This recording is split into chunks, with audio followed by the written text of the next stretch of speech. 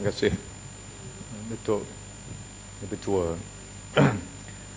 Saya juga ingin mengambil peluang untuk menyatakan secara ringkas berkenaan dengan Undang-Undang Kewangan Nombor 2 2012. Saya faham dan saya yakin bahawa tujuan pindaan yang dibawa adalah untuk memperkemaskan lagi pentadbiran struktur pencukaian negara, terutamanya untuk tujuan mempersiapkan negara kita untuk menghadapi cabaran pendidikan negara sebagai negara berpendapatan tinggi dan juga transformasi ke arah negara berasaskan negara maju pada tahun 2020. Namun demikian kita mesti melihat sama ada rancangan itu, sasaran itu dipikul dengan baik ataupun dilaksanakan pentadbiran yang secara baik sehingga kini untuk mewajarkan perkara itu dapat dicapai.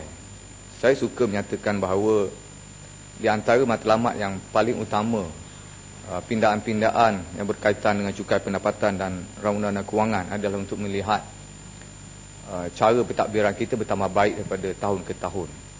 Pada tahun ini kita menyaksikan bahawa kedudukan belanjawan negara kita diurus dengan cara yang sama sebagaimana 15 tahun yang lalu, iaitu secara berdefisit.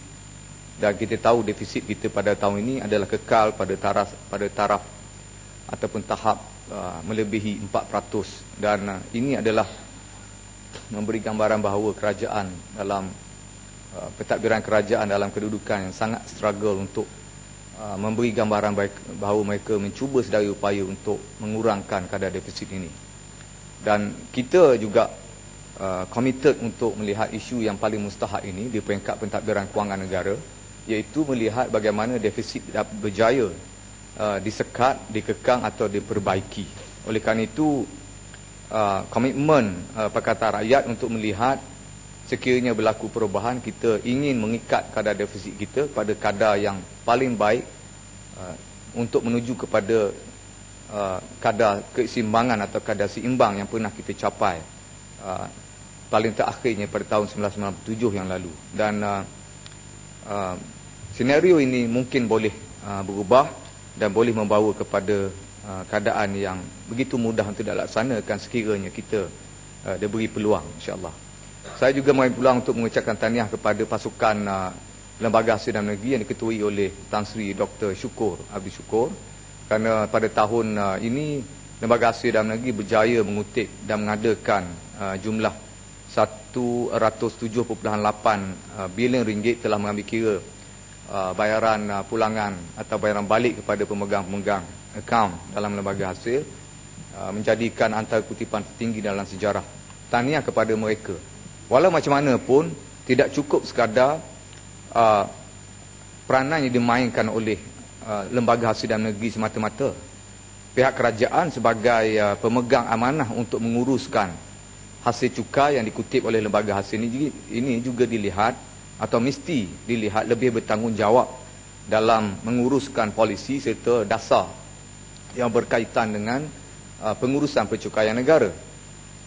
Kita tidak boleh mengenepikan bahawa kita masih lagi terikat dengan kedudukan ataupun pandangan bahawa Malaysia di antara negara yang paling tinggi dilihat berlakunya illegal illicit outflows yang masih lagi tidak berjaya kita selesaikan atau kita rumuskan persoalan ini. Di antara kesan lambakan hasil-hasil yang tidak berjaya kita kutip dan kita terjemahkan dalam bentuk cukai yang melalui negara kita, seperti elemen pengaliran wang panas yang tidak berjaya kita manfaatkan, juga telah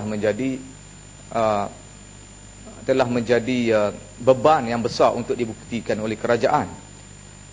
Kerajaan juga bertanggungjawab untuk menjelaskan bagaimana boleh berlaku kehilangan hasil yang begitu besar. Bagaimanakah hasil ataupun penemuan yang boleh dibentangkan dalam Dewan ini hasil daripada tertubuhnya pasukan khas yang melibatkan pihak kastam Diraja Malaysia, Suruhanjaya Pencegahan Rasuah, Immigration, lembaga sinar negeri sendiri serta Jabatan Peguam Negara, apakah hasil penemuan tersebut, apakah langkahnya dan apakah tindakan yang telah diambil untuk sebagai remedi kepada masalah ini. Saya fikir ini ada antara beban bukti yang cukup besar untuk kerajaan bahawa dan bentang Dewan, kerana isu kehilangan hasil telah diiktiraf sendiri oleh kerajaan dan menjadi agenda besar, menyebabkan kerajaan terpaksa menubuh jawatan kuasa. Dan satu masa dulu dia pernah melibatkan insiden struggle dengan izin yang menyebabkan kematian anggota-anggota penguatkuasa, seperti yang berlaku dalam insiden kematian salah seorang daripada pegawai kastam beberapa tahun dulu, yang sehingga kini masih tinggal dalam bentuk misteri. Ini juga di antara perkara yang dilihat berkaitan dengan usaha kerajaan untuk memulihkan isu ataupun menjawab isu kebimbangan seluruh rakyat Malaysia berkenaan dengan kehilangan hasil yang tidak berjaya kita bendung atau kita baiki. Kita juga masih lagi berdepan dengan isu di mana kehilangan hasil ni dikatakan berkaitan dengan aktiviti-aktiviti syarikat-syarikat yang berkepentingan kerajaan.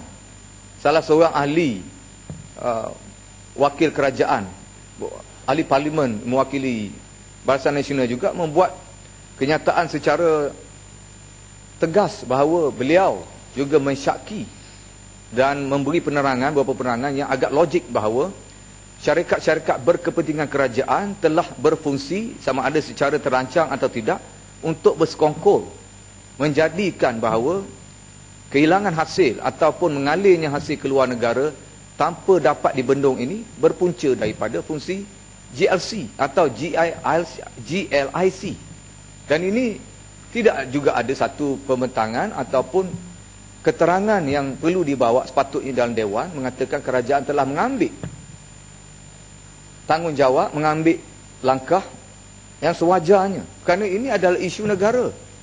Saya fikir sebagai satu kerajaan yang bertanggungjawab, sepatutnya isu ini dibentangkan melalui kertas putih dalam Dewan ini, mengatakan kerajaan telah mengambil pendirian dan sikap dan serta tindakan, dan ini adalah laporan hasil daripada penyiasatan tersebut. Kalau dulu isu berkenaan kehilangan hasil yang melibatkan BMF yang berlaku di Hong Kong, yang juga berkait dengan kes kematian seorang pegawai bank, Allahyarham Abdul Jalil pada ketika itu, juga kerajaan telah mengambil sikap membentangkan kertas putih, memberitahu apa yang sebenarnya berlaku dan mengemukakan gesaan untuk penyiasatan secara terbuka, walaupun mengambil masa beberapa dekad sehingga sekarang. Dan kos penyiasatan itu sudah tentu berlipat ganda melebihi daripada jumlah yang hasil pertama yang hilang itu.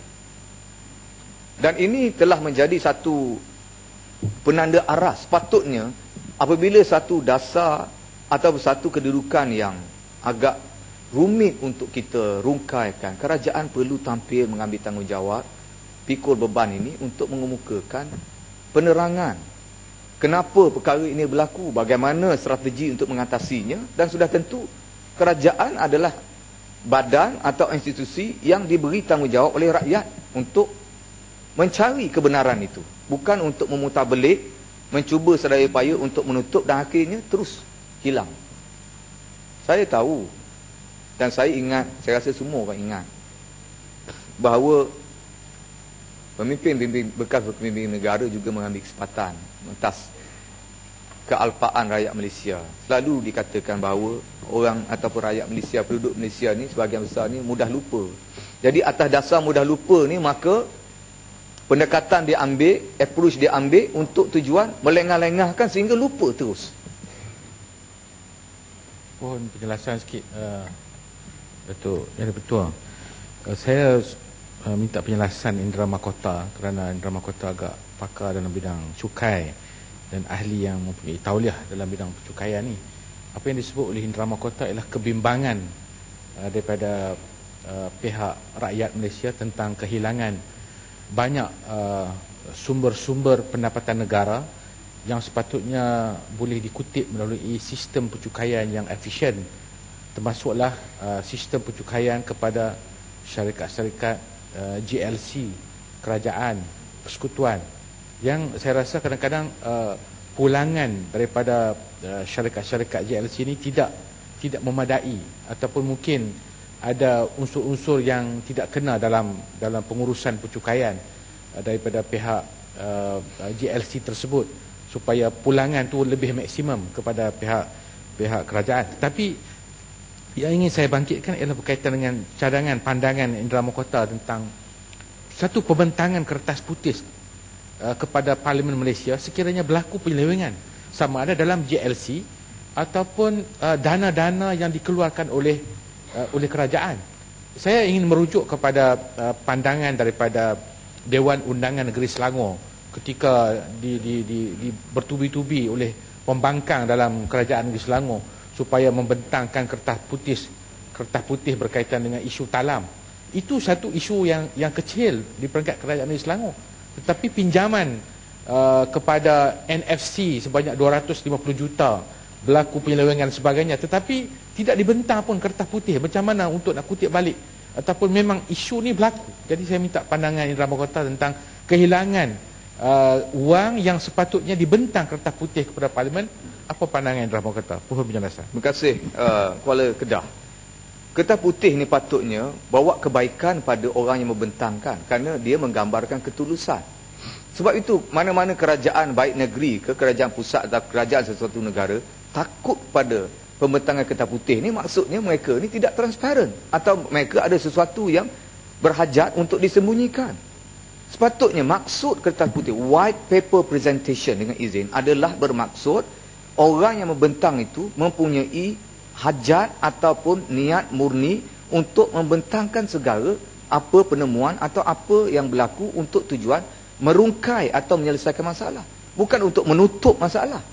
Sebab itu saya katakan kerajaan sekarang, kerajaan hari ini punya kedudukan yang baik atau peluang yang baik sekiranya kerajaan kemukakan kertas putih berkenaan dengan kehilangan hasil negara yang semua menjadi kebimbangan semua peringkat. Saya rasa ini ada kebaikan.